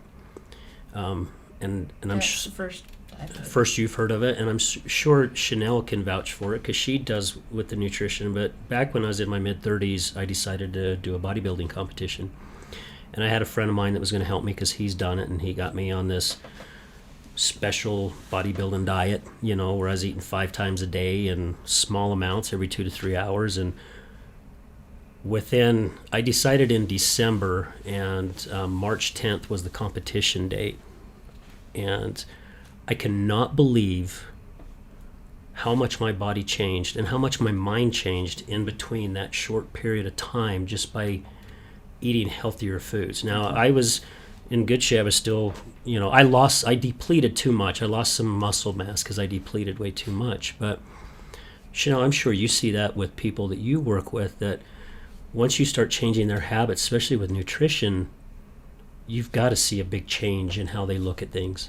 Oh yeah, a lot of things change. They have more energy. They want to start exercising. Like when you're not eating healthy, oftentimes you don't want to exercise because you don't feel like it. But when you start eating more healthy, you want to exercise, and that helps. The chemicals in the brain we've been talking about, dopamine, and everything fits for sure. Yeah.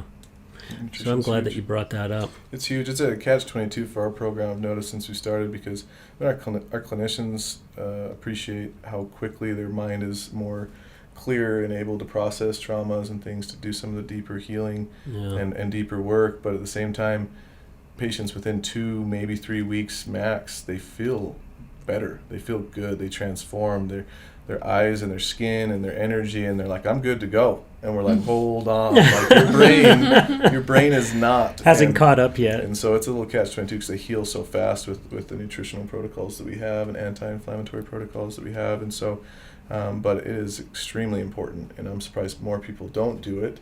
But that's all right. We'll keep doing it. Set the trend, right? Yeah. You're setting the trend. That's so cool. It's huge. Well, guys, let's stop for our last commercial break, and then we will come back and we'll wrap this thing up. Cool. Sounds good. Okay. Good morning, this is Leticia with Computer Hospital. We are your computer repair experts for both PC and Mac. We are your community resource for all of your computer repair needs. What makes us different is that we want to fix your computer. We also do free diagnostics. We charge a flat rate labor, which means that you won't pay by the hour. All of our computer repair is done in-house with a fast turnaround time, and same-day service is also available. Feel free to stop by anytime without an appointment. We're located in Sandy at 8721 South State Street. Again, that's 8721 South State Street, or call us at 801-987-3993. Again, that's 801-987-3993. This is Leticia with Computer Hospital, and we look forward to seeing you soon.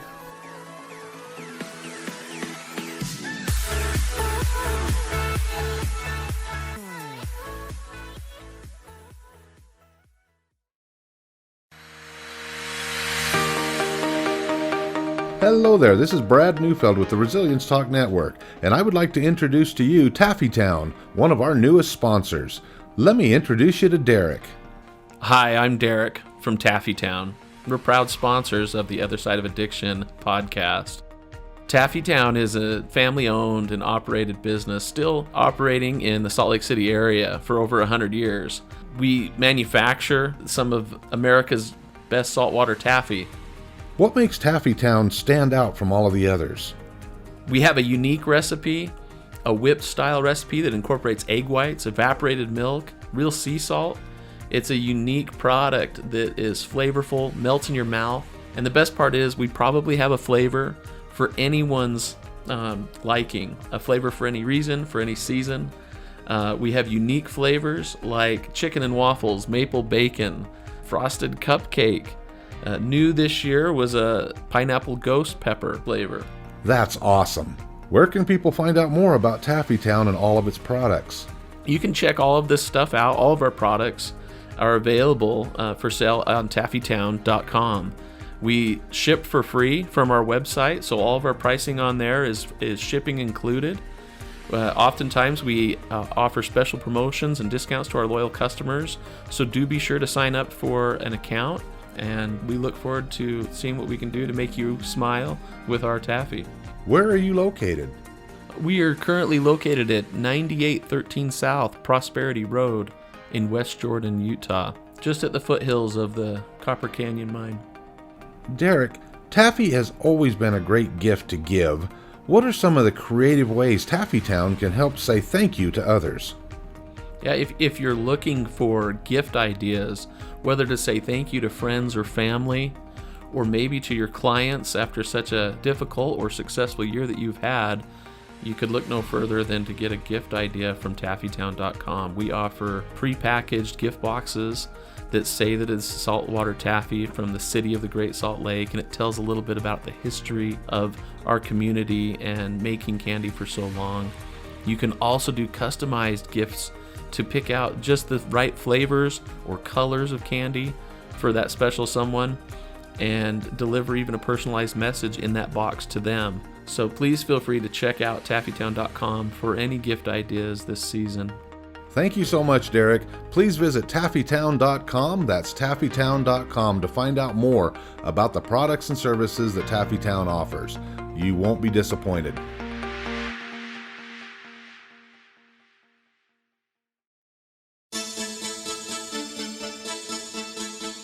Do you know someone who's gambling with death due to an addiction?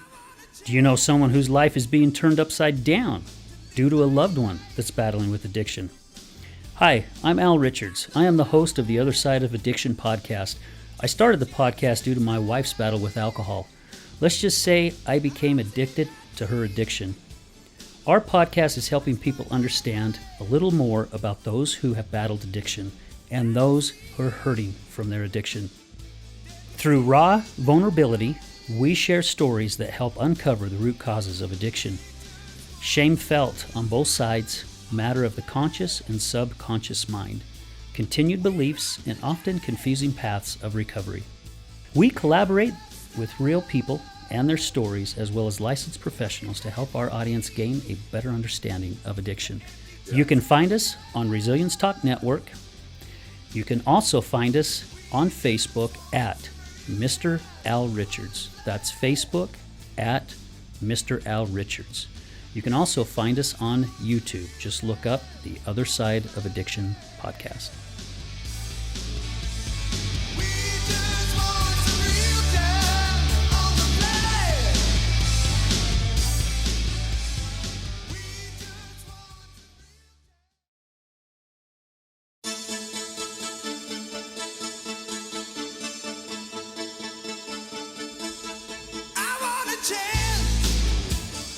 Hey everyone, welcome back to The Other Side of Addiction. Again, our platinum sponsors, Matter Behavioral Health in Mount Pleasant. Matter Behavioral Health, substance abuse program, individualized treatment, focus providing real hope, lasting results, and being part of their family for life. Man, this has just been a great show. Jordan, thank you so much for being here with us. And ladies, thank you again so much. It's great to have you guys on the show. It makes it a lot of fun for me to have somebody here, so I'm not doing it by myself. And you guys come up with really good questions, and it puts a whole new spin on the show. So I'm very grateful to have both you guys here with us today. So Jordan, there's some other things you want to talk about. This is the end of the show. So what are a few more things here that you would just like to share with us? Well, couple things. First, I think you wanted me to mention about Darwinism. We were talking about connection, how important it is, and the competitive part of his theory was really promoted, survival of the fittest type of thing. But when you really look at his original theory, it's cooperation and then battle of the fittest. But if we don't cooperate and support one another, we don't survive as a species. And then through COVID, we talked earlier too about connection being so important to help people feel like they have connection, they have that suffices some of their reward deficiencies as well, but also just it's critical that we do that. We connect with each other and support each other for our not only as a child growing up to be actually able to be alive, but to survive in the adult world, especially with the world we live in. We need to support each other and be there for each other for sure. Yeah, and I think we've lost some of that. You know, we've gotten to where we won't respect other people's opinion. We'd rather just boot them out of our life than say it's okay, because we all need one another. For sure. You know, and especially right now. I mean, the flipping world has gone bonkers. But I'm a big believer that everything is an even playing field. You know, there's just as much good as there is out there as there is bad. The yin and the yang. The yin and the yang, yes sir. Pretty foundational for everything. And yeah, I did also want to say too, you know, I'm really trying to establish an understanding for the public to know the difference between healing treatment and supportive treatment. You know, state-run facilities and even AA and things like that, like super critical for our communities. AA is that ongoing support and connection that's critical for people and helps a lot of people get well, and I'm a big advocate of the 12 steps. And then state-ran facilities and some of these other programs, we need to know the difference, because they are more to support people, give them housing and some basic supports and some skills hopefully, and I think some of them give a little bit of therapy as well, and but a lot of it's like a roof over your head, a meal, and supportive services. Yeah. So let's not mistake that for treatment, healing treatment, right? And I say that because I've been struggling, because we run like a nonprofit. I've scholarshiped, I don't know, over $200,000 in the first 4 years, and so we just really want to help people, but at the same time to get the healing and nutrition and experiential and everything that we do to provide higher quality of care, it does cost a little bit more, and it is different. But I'll tell you why and what we did and what I did to get to that point. So I shared earlier kind of how I got to my addiction and got into treatment and wanted to help people. Right. And then at that point, I got some notes here I'll read through. But the diamond itself, I started with my private practice about 5 years ago and wanted to balance the diamond. It's a balanced lifestyle. You know, it's got mental, physical, social, and spiritual components. And then we do some financial and emotional things as well. But that's what I feel like I needed and people need to really balance themselves and address all areas of their whole self.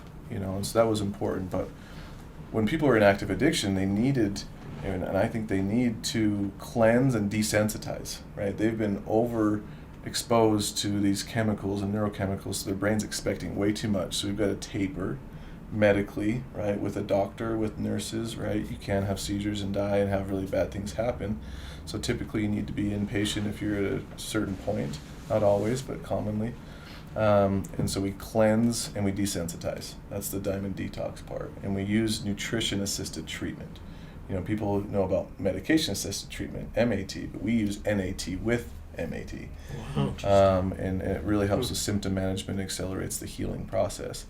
And then after that, after you've cleared the fog and you actually can reason a little bit more, make some little better decisions, you need rehabilitation. The detox piece is just getting you out of crisis or life or death. Mm-hmm. And a lot of people think, well, once I get through detox and I feel a little better, I'm not completely addicted, I'm good to go. I've got this. I've got right? this. Yeah. I was actually talking to our clinical director this morning. Like, anytime a client says, I've got this, that's a problem. Yep. Right? He's like 20 plus years and you don't got this yet, right? Yep. Like we're always just continually trying to stay balanced. But once you get to that point, rehabilitation, in my opinion, is so critical. In the industry, even the predominant church around, like a lot of people are like, residential isn't effective. The statistics don't support it being that effective. And unfortunately, because there's not a long-term approach to gradually taper them back into life with day treatment, intensive outpatient, and alumni supportive services, and getting connected into AAs and other supportive services, the statistics aren't great. Mm-hmm. Because people aren't addressing the physiological driving forces, first of all, the brain chemistry, the microbiome, and things that cause these imbalances. And they're not giving them the life skills, coping skills, and helping them practically apply them and learn how to actually use them in real life. That's where I think the deficiency is, and why it's, statistics are like 7% success rate, which is not good. No. Right? That's nationally. And so with a 30-day program. And that's why I've created a full continuum. We do the detox part. Let's get you out of crisis. Let's taper you appropriately, and let's get you thinking better in healing.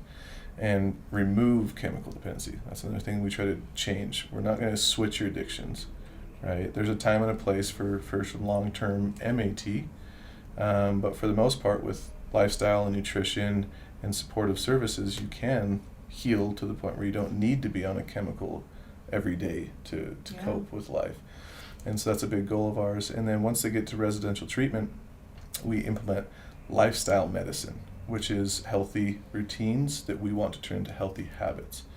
And a lot of the doctors I've worked with, that's the success for long term, is healthy habits. Yeah. If you establish those routines and that healthy habit, chances goes way up. And what is it, 21 days to create a new habit? Is that kind of what they say? There's a lot of different research, 21 days, 28 days, 42 days. I've heard all those numbers. But definitely a few weeks to change a habit or create a habit. But that's with consistency too. Oh, absolutely. That's with complete consistency. And a lot of years times. in some of them.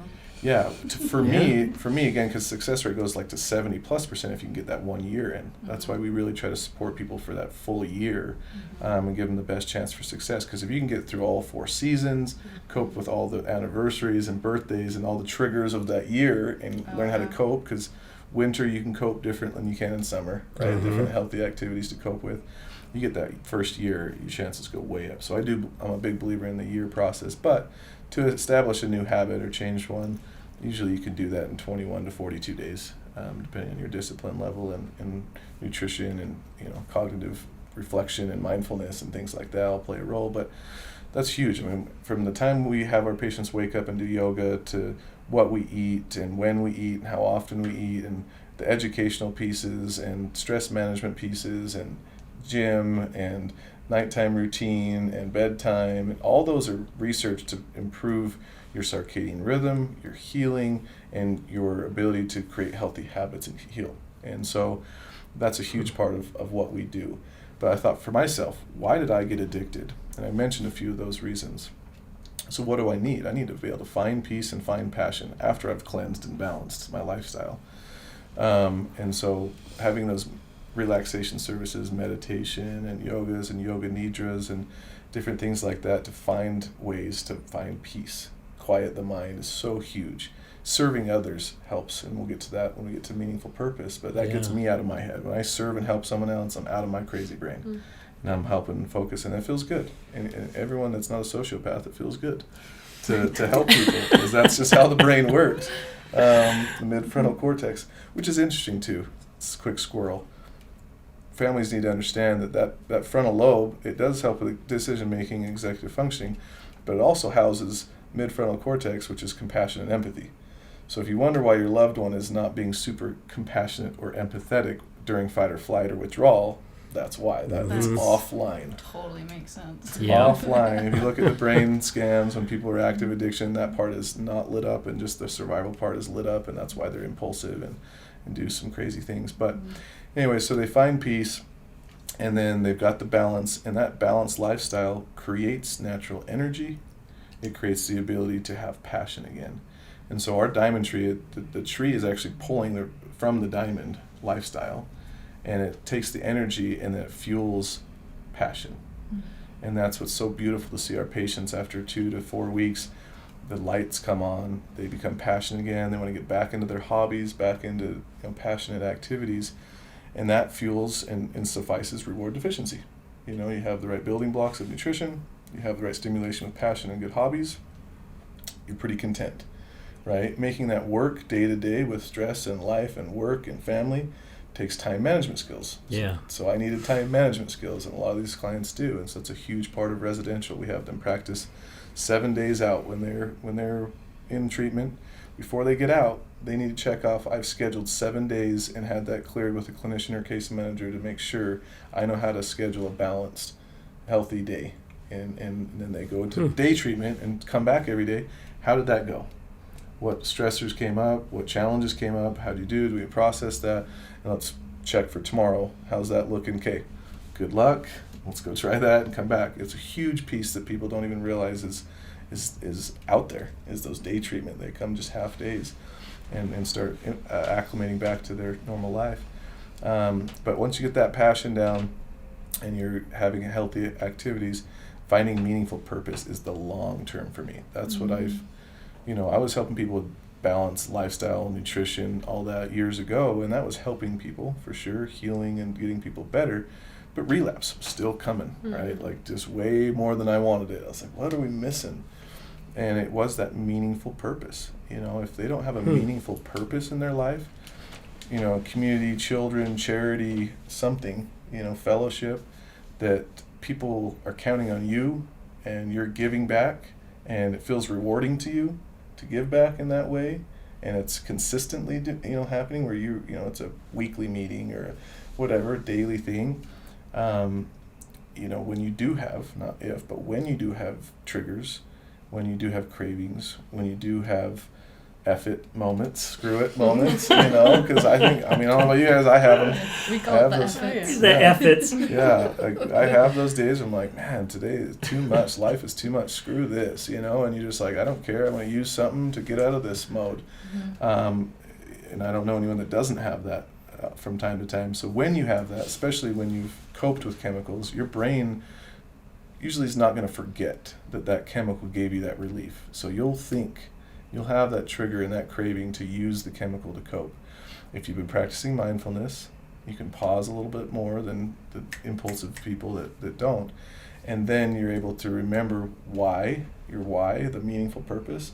Well, if I did, I'd play the tape through because my frontal lobe's online, and I'm able to think through then I would let these people down, or I would potentially lose my charity, I would lose lose Diamond Tree, I could lose my children, whatever it is that really makes you tick and is rewarding for you. Yeah.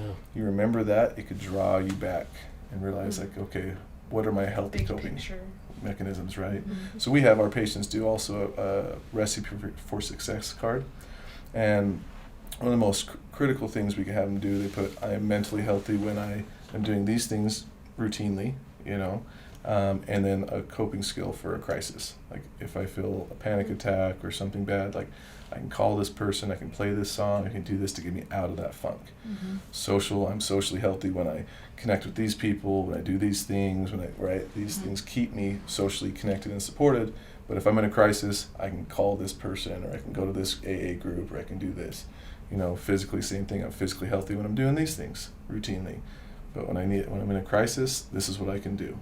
And spiritually, same thing. If I'm spiritually healthy when I'm doing these practices and connecting and serving in these ways, and all of those things matter. And then we have them give it to 3 or 4 or 5 people that they trust and that they know care about their well-being, and give them permission to call them out and say, hey, here's this little 3x5 card. If I'm struggling, check in, ask me if I'm doing these things, because this is my recipe for success. That's so cool. And it can adapt over the years. You find a new thing. Like for me, yoga hits all of them, you know. And so when I'm doing yoga with a significant other, or you know, in a class or something, like I get all of those things suffice for me. And so finding some things that are, you know, working smarter, not harder too. But growing that card is so huge for everybody to have that. Have it in your wallet, have it on your dash in your car, so when you're in crisis, it's there. And the last guy that relapsed and came back, you know, it was my first question. Well, relapse autopsy, like, did you stick to your schedule? No. Did you use your recipe for success card? No. You know, that was enough said for now me. you know why you're here. Yeah. So let's utilize that in a way that's effective. And so that's what we try to do. We try to hit all those things and make sure that they have those key things of health and nutrition and connection and balance and time management and coping skills. There's a lot. Choose your hard, like we talked about earlier. Yeah. Right? Choose your hard. I love that you've taken your experience, Jordan, and things that you felt like you were missing, and you've put that into your program to help others. Because if you were missing it, you know damn well there's other people that are missing that as well. So I really like that you've, because you said earlier there was something that was missing, and you thought about it and you figured out what that was, and then you added that in, you know, to your program, and you're starting to see more and more success by this. So I think what you're doing is different from what I've seen from other rehabs. You know, so I'm very comprehensive. Yeah, we love it. Yeah. Before and afters are so fun. I mean, just seeing their pictures and their, you know, some of that self-love, which I didn't key in on, which I do tell in all my classes. If you don't have self-love and self-respect, why are you going to put that much effort into yourself? You gotta have that. And so serving others, doing your therapeutic work, healing from the past, making amends, doing things like that to give yourself that self-love and self-respect, so you will put that effort into yourself, is kind of the first step too. So You know, the way I look at it, and I'm not saying I'm 100% right, but things that I've learned, especially this last year, when you love yourself, man, life is really good, and there's nothing that you can't accomplish. That's how I want to put it. When you have that self-love in yourself, it's like the right things come into your life. I mean, yeah, life is still going to throw you the curveballs. That's just how life is. But you're able to handle things a lot differently because now you know who you are as an individual. And, you know, I've told my wife even a few times, I told her thank you for being an alcoholic. Because her addiction has definitely made me a lot better person and made me understand life a lot better. You know, because I've shared before, I was doing my best to help her. Hell, I wasn't even helping myself. How could I help someone that I love when I can't even figure out how to help my own, you know, my own self? And then I started thinking, it's been a long time since I've been on a plane, but, you know, cabin pressure's gone. They tell you to put the mask on yourself before you put it on somebody else, because if you pass out, how the hell are you supposed to help somebody else?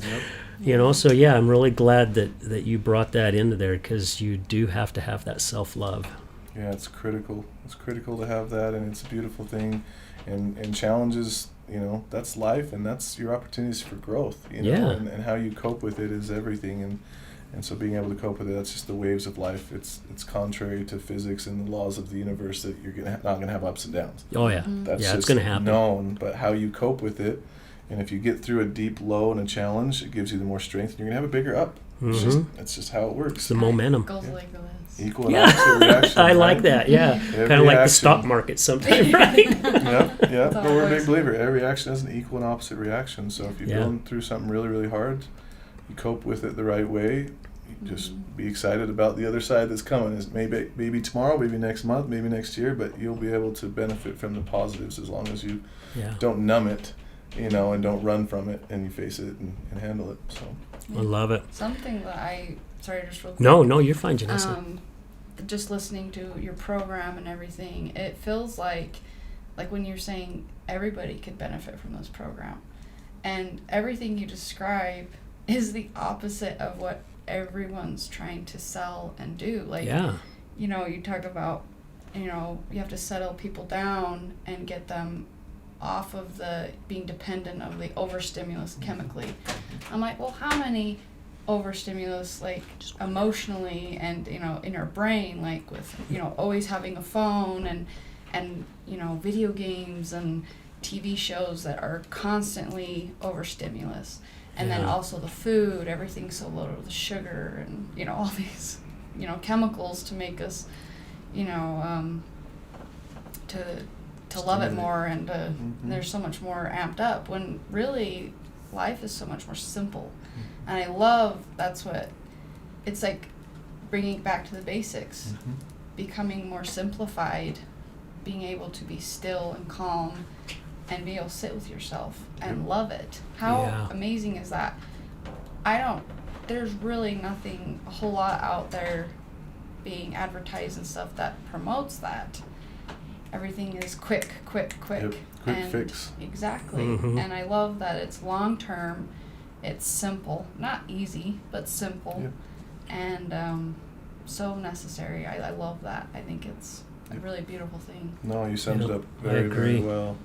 I'll second the motion on what Janessa said. The third? Yep, We have third a third motion. Jordan, thank you so much for being here with us today. I mean, the information that you shared was awesome, and I think all of us learned some new things today and picked up on some stuff that, again, you touched base. You don't have to be an addict and go to your facility to learn all this stuff, because everything that you're teaching your students that come through helps us solve everyday life, you know. And I think there should be more of that, especially in our schools. Oh my You know, I think if we started teaching classes of how to deal with life, then I think some things would... Another show. That's another show. Yeah, good point, Chanel. Yeah, another show. Let people know how they can contact you if they're interested in Diamond Tree. Sure. Yeah. Give us a call if you or a loved one needs help. 385-888-9624 is our main admissions line. Team there is there to help. Like I said, if it's not our program, if you're not gung-ho about nutrition and that type of stuff, you just need to get off of harmful chemicals and need some support, and we'll guide you. We'll give you options to other facilities and things that way. And then diamondtreerecovery.com is the website if you want to just check out that and go from there. Yeah, and I did, and there's a lot of information on there. So Thank you so much for having me. oh, Appreciate it. absolutely. It was a pleasure. And ladies, thank you again for you. being with us. So Yeah, this was it's a really good show. So the information that you shared was great. So guys, again, special thank to our platinum sponsor, Matter Behavioral Health, and we're going to leave you with this, as we do with every show. Oh, one thing that I always seem to forget, and you would think I would remember, because when JD was here, he would always bring it up. But guys, if you like what we're doing, please get on our YouTube channel. Check us out on The Other Side of Addiction, and please subscribe. Brad and I are just shocked. I mean, we're growing very quickly, and it's because of our guests and our co-hosts and all of you that are out there. But please get on our YouTube channel. I mean, you can also find us on Podbean and Spotify and all that. But when you subscribe, it really helps us out. So please do that. And we're going to leave you with this, as we do at the end of every show. Remember, addiction is giving up everything for one thing. Recovery is giving up one thing for everything. We're out.